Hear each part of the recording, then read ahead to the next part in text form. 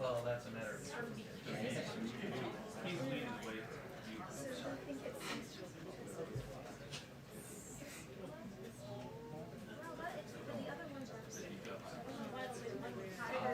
Hello, Jen.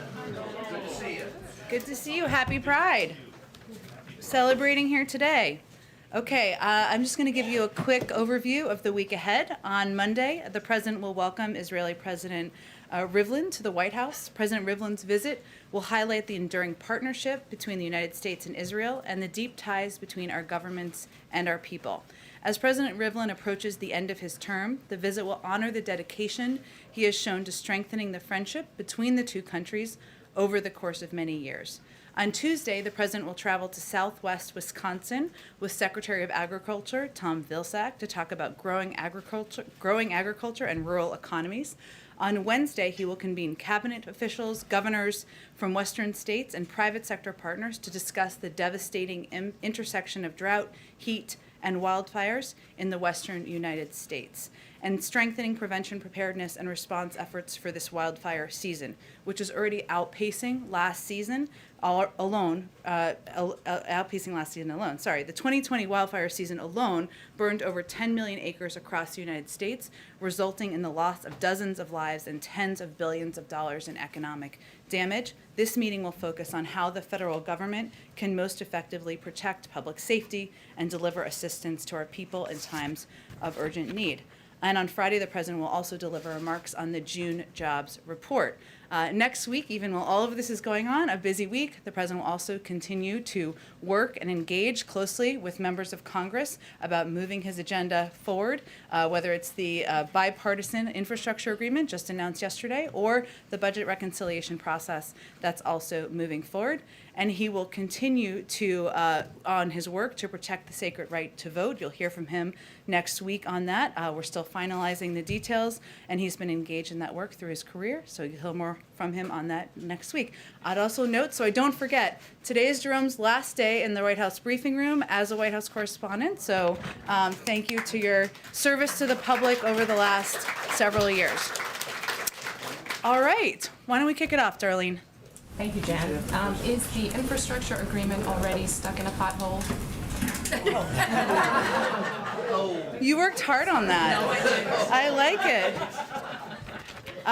Absolutely not, in our view. The President is continuing to, as he said yesterday, there's work ahead. There's no question about that. But yesterday was a significant moment when you saw Democrats and Republicans and the President of the United States stand outside together and say, we've come to agreement to work toward passing a historic investment in infrastructure, one that would have, I just have this handy chart up here, I thought someone might ask about this, would have key components that would help communities across the country. And I talked with him about this morning, what he was most excited about, what he's going to continue, what his message is going to be as he continues to advocate for this bill moving forward. One is the significant economic impact. It's going to help create millions of good-paying union jobs.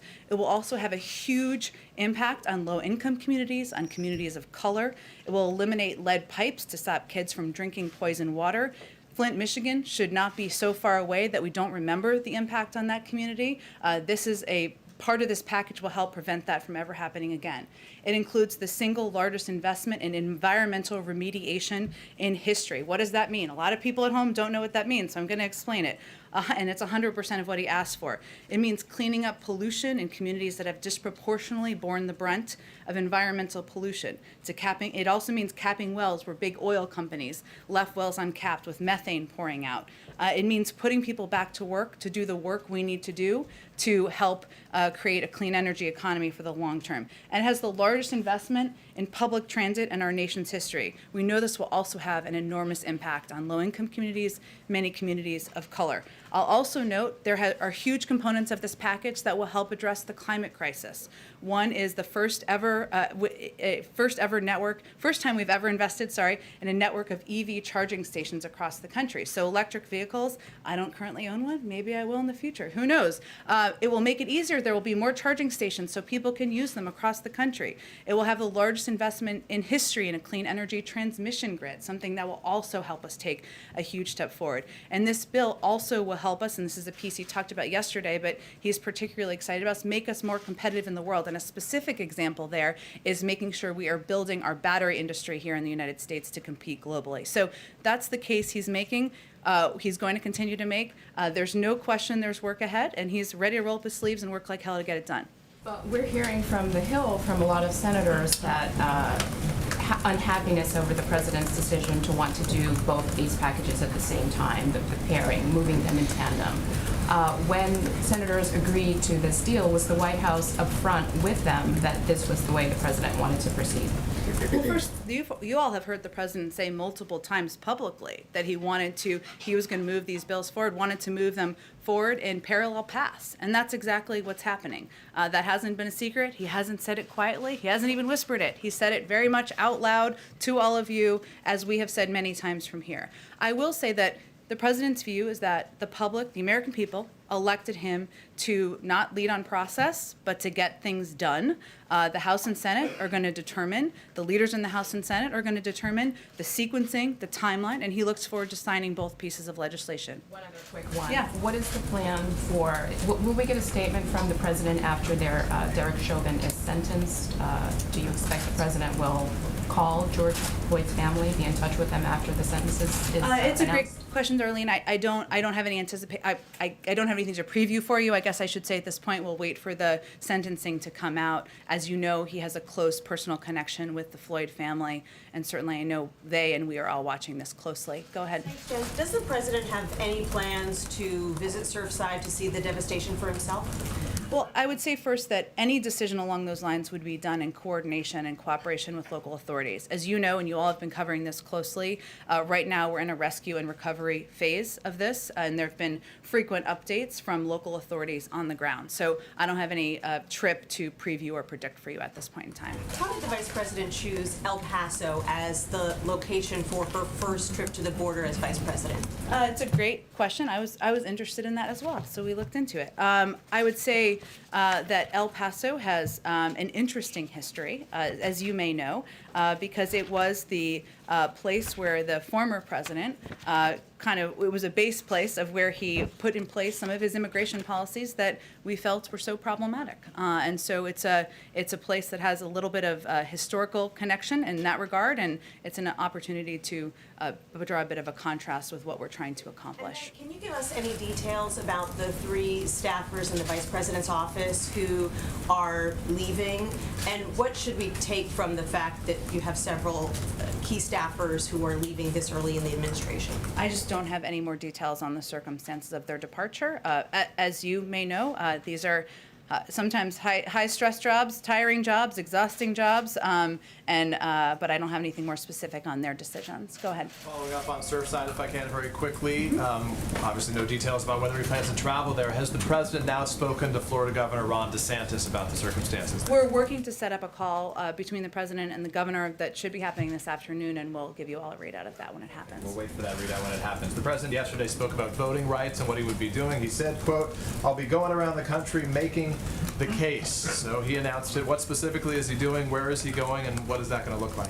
Stay tuned. I don't have any specific visits to announce for you yet, but this is going to be a fight of his presidency. He believes that voting is a fundamental right for the American people. He's going to use every lever at his disposal to advocate for that. You'll hear more from him next week as well. The DOJ announcement today that they would be filing this lawsuit against Georgia, given what's going on with their election law there. Did the White House play a role in that? Did the president consult anybody? Does he have any thought on it? We did not. That was an announcement they made on their own, but it certainly is consistent with the president's commitment to the administration and the guidance he's given publicly and directly to use every lever at our disposal to ensure we are protecting the fundamental right to vote across the country.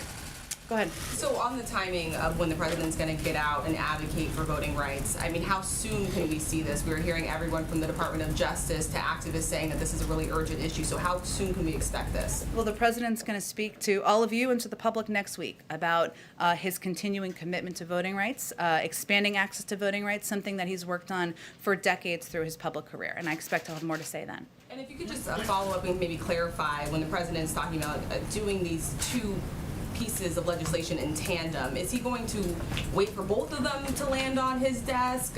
What exactly is the timeline here? How does this play out?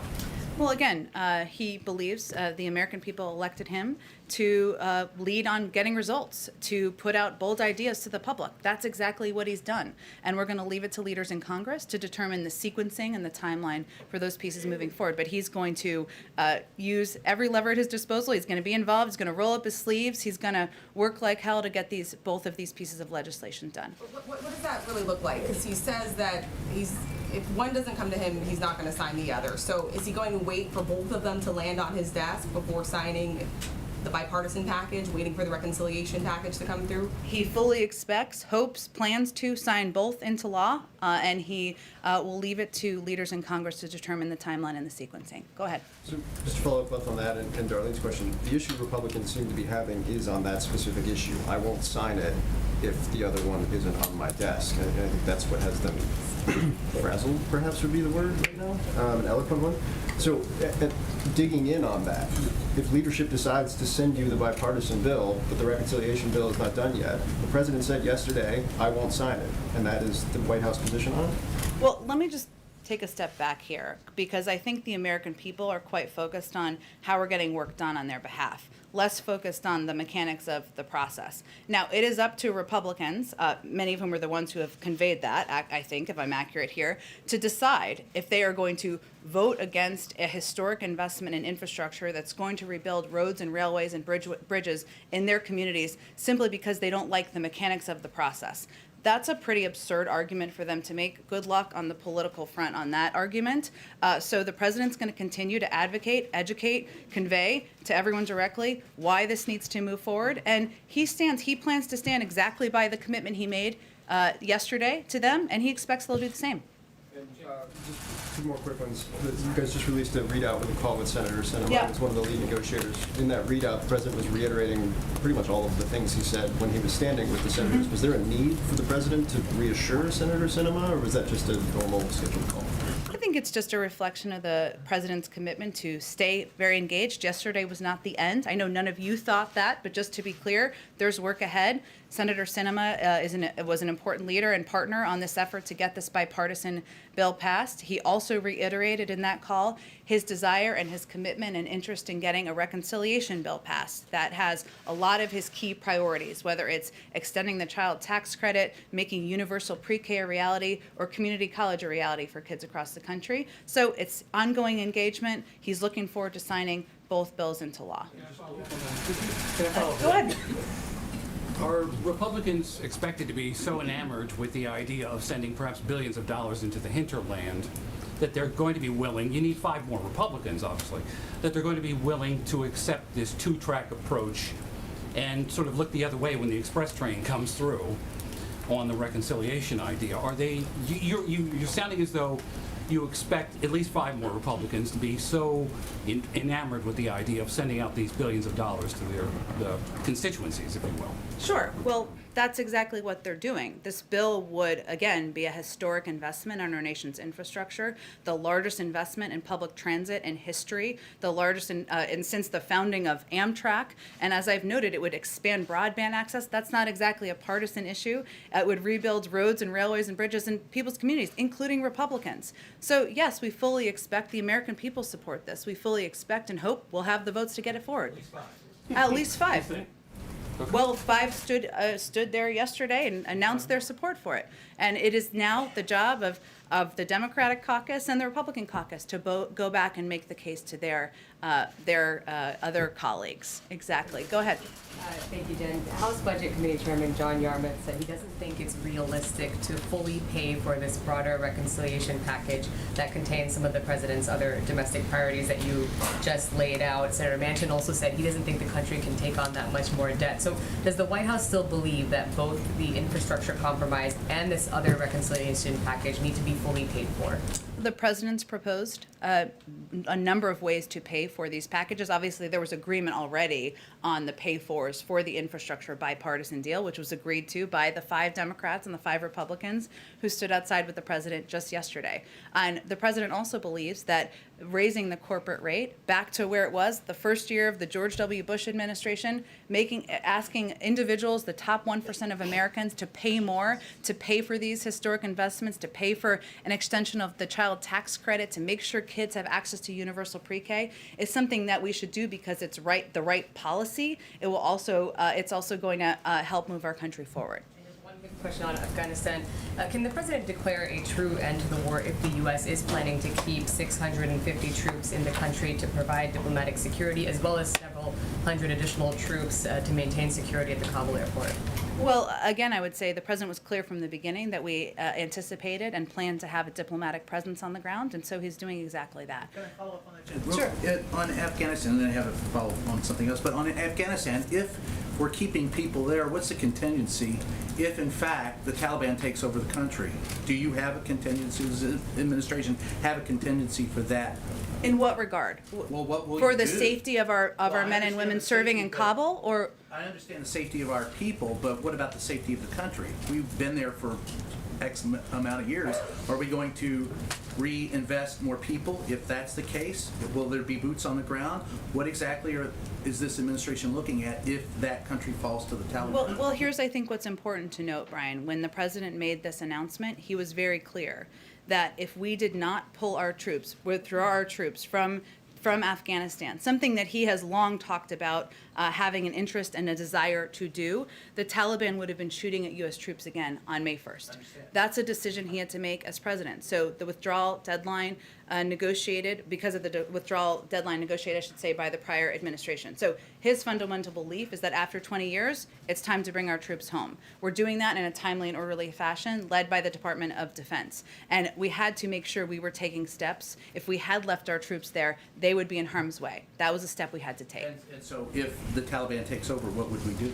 Well, again, I'm not going to get ahead of or anticipate. We have a range of capacities, including over-the-horizon capacities and capabilities that we will maintain in place. The president announced that at the beginning of his announcement. The other question is this administration prepared for? We've heard rumblings from the former president and his supporters about August and the inevitability of him being reinstated. Is this administration prepared to meet the challenge if, in fact, they press that issue in August? I mean, we've already seen an insurrection. What would this administration's actions be if that is pressed in August? The president is prepared to continue to govern and lead the United States of America. And of course, should there be an elevation and escalation, that is something we would certainly monitor and track as well. Go ahead, Jackie. On reconciliation, before the Thank you. president made this statement yesterday, had there been any understanding between the president and the GOP senators who were negotiating that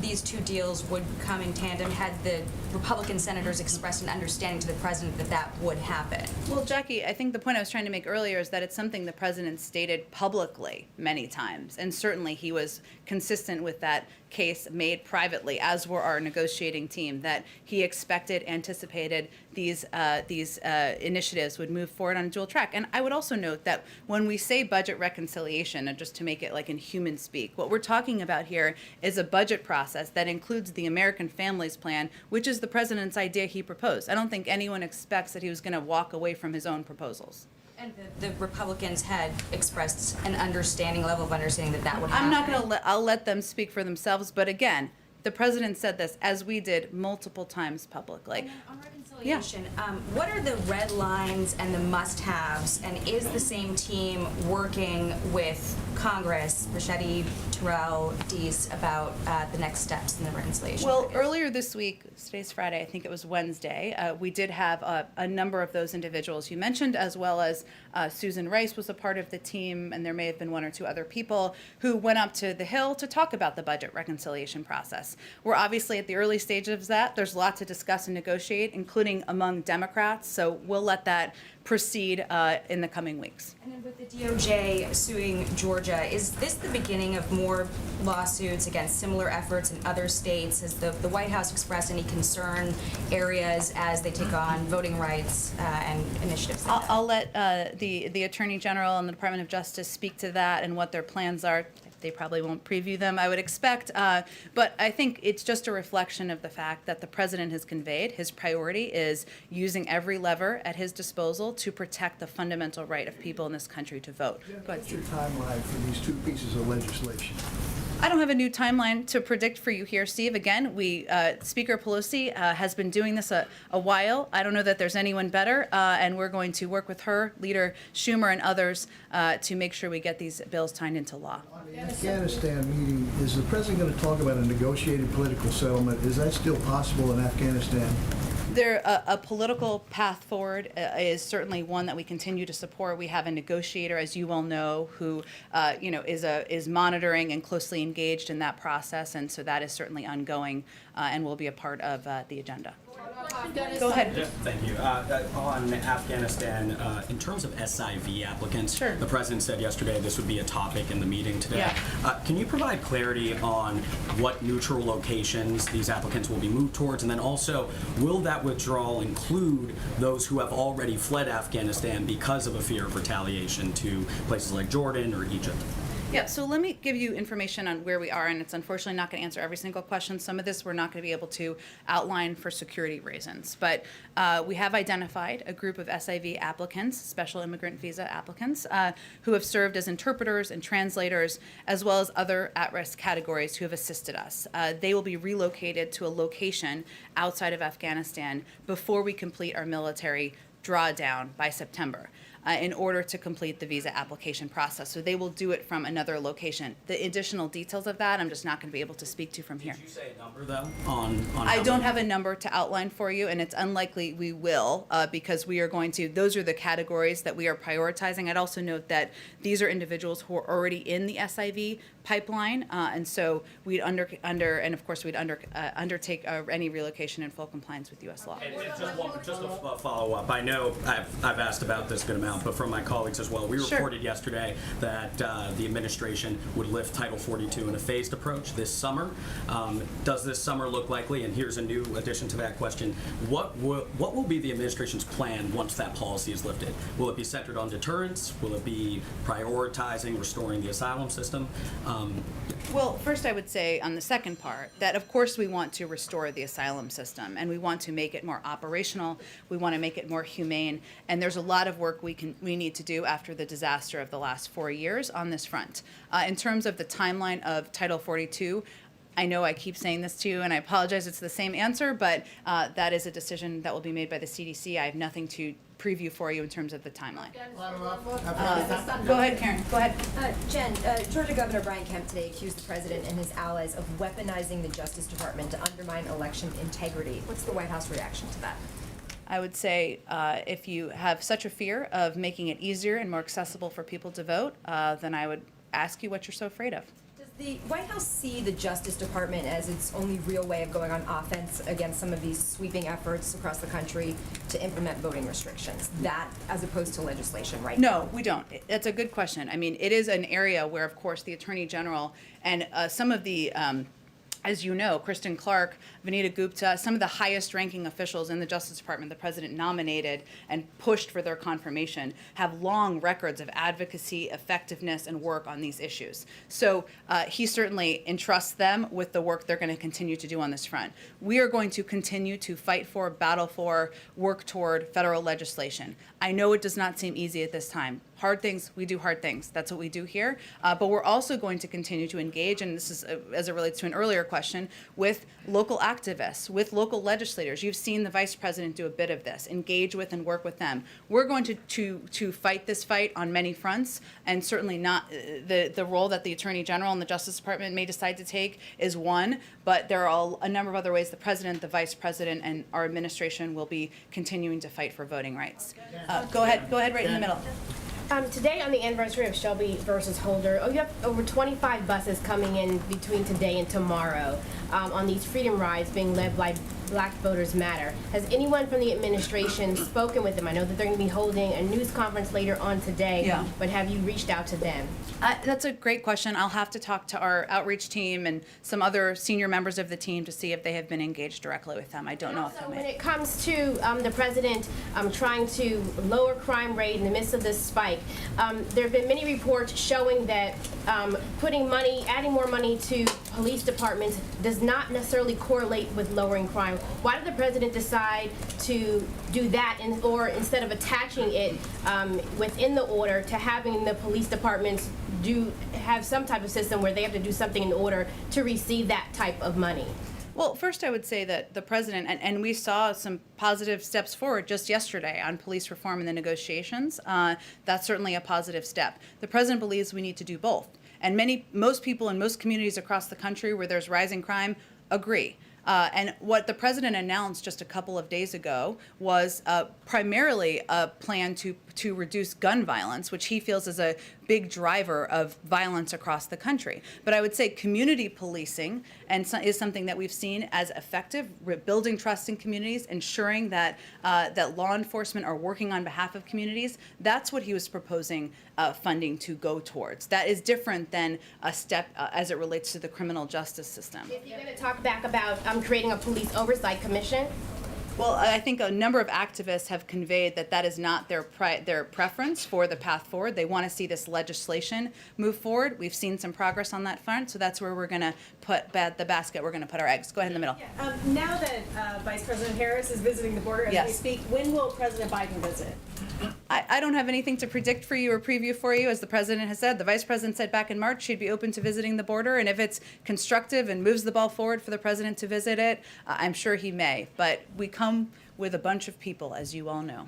On voting rights, I just want to be clear. Are you saying that the White House had no contact with the Justice Department about this decision to move forward in Georgia? Is the Justice Department completely independent on this? No, I'm not. Or is this It's part of the a White House? priority to the president. And yes, of course, we are allowed to know. But it is. I was not meaning to convey that. But it is a decision made by the Justice Department to move forward. But clearly, a priority of the president to take action wherever we can in government to make it more accessible to vote for people across the country. Go ahead. When we go to her first, and I'll go to you. Thanks, Jen. When you talk about engaging at the state level voting rights, Yeah. what does that look like? Aside from travel, how will the administration be scrutinizing new laws going into place? Well, you for saw the engaging- Department of Justice take an action today. That's an example. But you've also seen the Vice President meet with legislators and work and talk with them about the path forward and how we can work together to fight back against efforts to suppress the vote across the country. So those are two examples, but also engaging with activists. I will say there are a lot of people in this building who know a lot about how to engage, educate, empower people to know what their rights are. We want to work with states and local authorities to do exactly that, but the president will be talking about this more next week. Does the administration believe that's making a difference in Republican-controlled state legislatures? We'll have to see. Go ahead. The President of Angola, President João Lourenço, was at the United Nations this week, and his main goal there, or his main focus, was to advocate to end the armed embargo that is going on in the Central African Republic. And President Lourenço is now the acting president of the International Conference on the Great Lake region. So he knows the area. He has done a lot of work to bring peace and security in this region. That's why he advocates strongly to end the embargo. But the United States wants to continue the embargo. Do you know what is the main reason, or what is the interest of the United States to keep the embargo on the Central African Republic? I'd really point you to our UN ambassador, Linda Thomas Greenfield, or the State Department for that question. Go ahead. I just have one I think we have to move on. Go ahead. Is there any situation in which the president would sign the bipartisan infrastructure deal without an accompanying reconciliation bill? The president fully expects and plans to sign both pieces of legislation into law. Okay. The end of the Supreme Court term is next week. Does the president or the White House expect any retirements, and what would the message from the president be to a justice who might be thinking about hanging out the rope? It's a decision for them to make as an individual, and he would support whatever decision they make. Go ahead. President Biden met with financial regulators earlier this week. I'm wondering if there was any discussion about buy now, pay later companies, so like Klarna, Affirm, Afterpay. These are becoming very popular in the U.S. in retail transactions, and Europe recently made moves a few months back to regulate them. Is there anything you can tell me about that? You know, we provided a readout of the meeting and what the focus of the meeting which was to provide an update on the state of the financial markets, to talk about how they can work to make credit more accessible. I just don't have anything more to read out for you. You could certainly reach out to any of the regulators if they want to speak about anything they raised, but I don't have more of a readout from here. No discussion from the White House on that. I would point you to the regulators. I don't have any more to read out from here. Go ahead. Jen, the president is meeting shortly with President Ghani and Chairman Abdullah. They met yesterday with the Senate's minority leader. And after that meeting, he called for a reversal of course by this administration to avoid a Taliban takeover of Afghanistan, contending that'll give rise to renewed terrorism threats to the U.S. homeland. What is your response to Senator McConnell on that? I would first say it's important to take a step back and remember what we inherited. One, the lowest number of U.S. and partner forces in Afghanistan since the early days of the war. Two, an agreement between the United States and the Taliban to draw down all U.S. troops by May 1st, just 3 months after Inauguration Day, a very short timeline. And three, a military stalemate between the Taliban and Afghan forces. That's the hand we were dealt. The president made a decision, which is consistent with his view, that this was not a winnable war. To bring the U.S. troops home after 20 years of fighting this war. And a big part of that decision was also around the fact that if we left our troops there, our troops would be at risk because the Taliban would be shooting them by May 1st. That's the basis of it. Are there challenges to it? Of course. Will we continue to be engaged, as is today is evidence of, with the government about how we can continue to provide humanitarian security support? Yes, we will. Will we have a presence on the ground? Yes, we will. But that was a decision the president made with all of those factors involved. Go ahead. Thank you. Good to see you again. Oh, hello, Goyle. How are you? Thank you. Good to see you again. Good to see you. Quick two questions, please. One on U.S.-India relations, of course. Prime Minister Modi has spoken with President Biden a number of times. And have they, at the level of moving forward U.S.-India relations now between the two of them, and as far as the vaccine is concerned, and where do we stand? Well, I would say, Goyle, that India is an incredibly important partner to the United States in the region and globally, and we work with India on a range of issues, as you well know, economic, strategic, security, and the United States certainly took a range of steps as India was at the early stages of dealing with a rise in the pandemic to help provide a range of assistance, and we will continue to do that moving forward. Go ahead. I'm sorry, Goyle, we're going to run out of time, so I just want to get to as many people as possible. Go ahead. Sure. Texas Governor Greg Abbott released a statement saying that he would have preferred the vice president went to the Del Rio sector or the Rio Grande area. Any response to that? And secondly, was there any communication between the vice president's office that you can tell us about with the governor's office about a potential meeting? A meeting with the governor? Between the vice president and the governor. I am happy to check with them and see if there was, or if that was ever a part of the plans, and I'll get back to you on that. To his criticism about where she went today. Well, I would say the purpose of the vice president's visit, as we've outlined, was to, she's long said she would be open to visiting the border. She's doing that with Secretary Mayorkas, who oversees the border and has helped lead a range of progress there that we've seen over the last couple of months. And there certainly is a connection between the important work the vice president's doing in the Northern Triangle, where we've also seen a reduction in migration of unaccompanied children since March and since April. So that's the purpose of their visit. in terms of direct consultation with the governor, I'm happy to check and see if there's more I can read out for you. Go ahead in the middle, in the back. Thanks. Yeah, go ahead, and then I'll go to you right in front of you. Go ahead.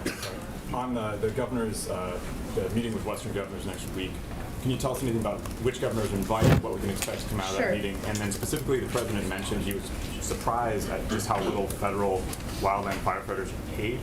What would the administration do about that? Well, one, we could pass a federal minimum wage, which would represent a higher wage than it seems the firefighters are getting. But certainly he will continue to advocate for additional support and assistance for the men and women serving as firefighters around the country. Let me give you a sense of the governors coming. So the meeting first will focus on how the federal government can improve wildfire preparedness and response efforts, protect public safety, and deliver assistance to our people in times of urgent need. As a former local elected official himself, maybe he will always feel that way in his heart, I think. He feels it's really important to engage directly, sit with people as you can, either remotely or in person, to really discuss what the holdups are, what the challenges are, how can we help be better partners from the federal government. So this is an example of that. Governor Kate Brown, Governor of Oregon, Governor of California Gavin Newsom, Governor of New Mexico Michelle Lujan Grisham, Governor of Wyoming Mark Gordon, Governor of Colorado Jared Polis, Governor of Utah Spencer Cox, and Governor of Nevada Steve Sisolak will be the governors who will be in attendance. Could they just confirm that Governor Little and Governor Jim Forte are not invited? That's the list of attendees I have. I can certainly check if there's more on who or was or wasn't invited. Oh, go ahead. I said I would go to you right next. Yeah. We'll make sure we get to you, I promise. Go ahead. Can you offer more specifics about what the president and the White House will do over the next week to continue to boost support for this infrastructure bill? Can we expect him to be on the phone with Republicans that have expressed concerns about his comments yesterday, or? You can expect, as is evidenced by the fact that he had a conversation with Senator Sinema. Ugh, it's a Friday. It's a hard one. Senator Sinema this morning, that he will, of course, be on the phone, and he will be engaging directly with members of both parties about moving his priorities forward. Sometimes that's scheduled or planned a day in advance or the day before, so I don't have more specifics for you, but as they happen, we'll read them out for you. Follow up on that, please. Yeah. Has he called any of the Republican senators today? Obviously, you were mentioning earlier that he's talked about this publicly, what his stance was.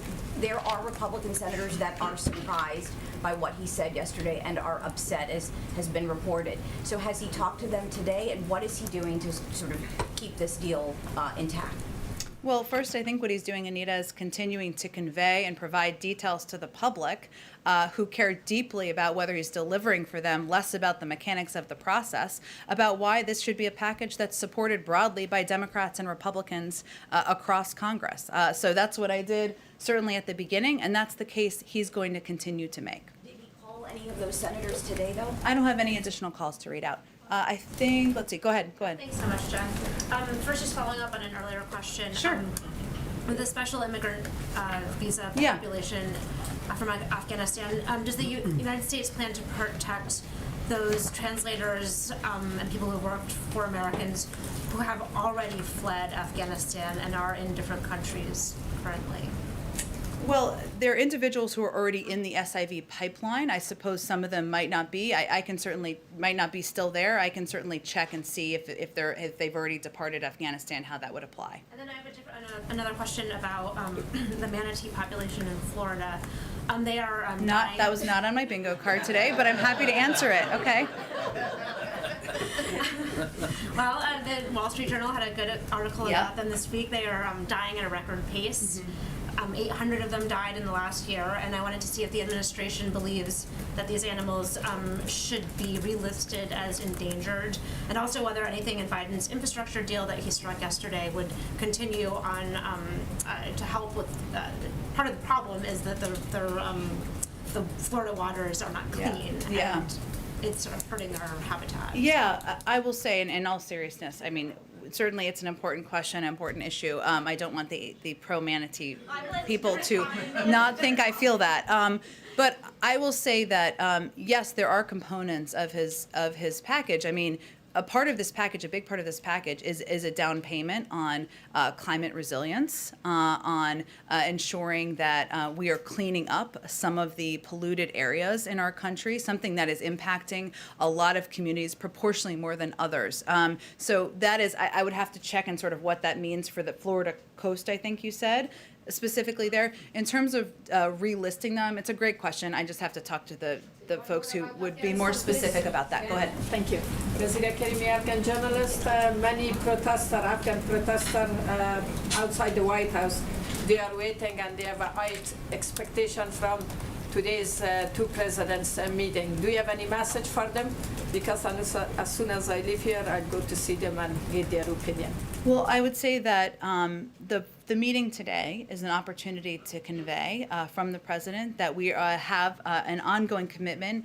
We are committed to supporting the Afghan people and the Afghan National Defense and Security Forces, even as we continue to undertake a security transition. The president is also going to emphasize during this meeting the need for unity, cohesion, and for the Afghan government to focus on the key challenges Afghanistan faces. And so, as you noted, we'll welcome both President Ghani and Chairman Abdullah, and one of the most important messages he will stress is that they need to have a united front as Afghanistan continues to address security and other challenges.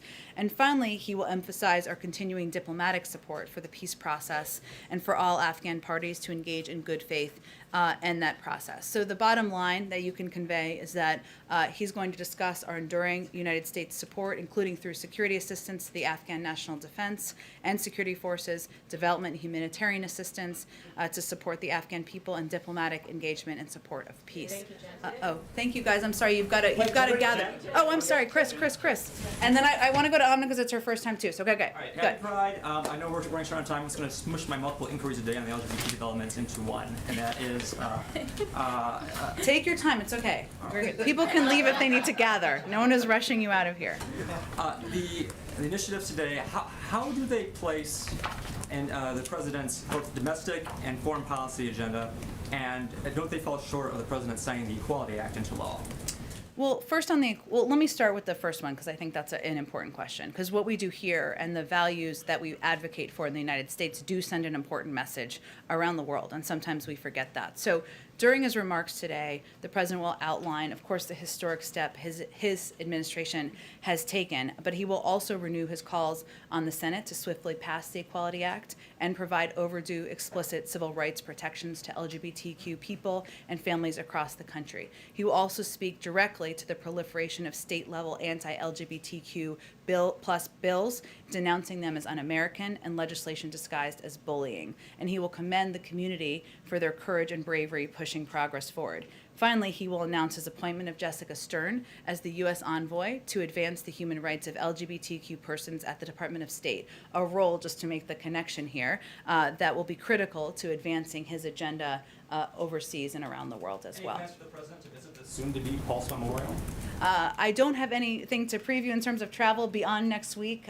We don't work too far ahead in planning around these parts, but certainly the fact that he's signing this legislation today sends a clear message about his commitment to the LGBTQ plus community and to commemorating what was a tragedy in our nation's history. Okay, last one, and then everybody can gather. Afghanistan. The NewsHour has been in touch with Taliban spokesman Sohail Shaheen. Ran by him the reports of hundreds of additional U.S. forces staying beyond the withdrawal. This is his response. He says it's a violation of the commitment and the agreement made by the U.S. It jeopardizes the peace process and could pave the way for continued prolonged war. So what's the White House response to that? I would say first that we have been very clear, and the president was when he made his announcement about his plans to withdraw troops, that we plan to have a diplomatic presence on the ground, including a security presence to protect our diplomatic presence on the ground. And that's something that has been a part of the discussion from the beginning. And beyond that, I certainly would have to talk to our national security team if there's more. Just one more quick one. The family of Mark Frerichs, a U.S. Navy veteran who is still held hostage in Afghanistan, is worried that as U.S. troops continue to leave, you've lost all leverage in any efforts to free him. So what's the president's message to his family? The president's message is that he will continue to fight every day of his presidency to bring Americans home who are detained overseas, whether it's in Afghanistan or any other country around the world. Again, we will have a diplomatic presence on the ground. We will continue to work closely with the government with security support, humanitarian support, and there needs to be a continued political process, ongoing negotiations. That will be part of the president's message today when he meets with the leaders. Thanks everyone so much. Happy Friday. Happy Friday.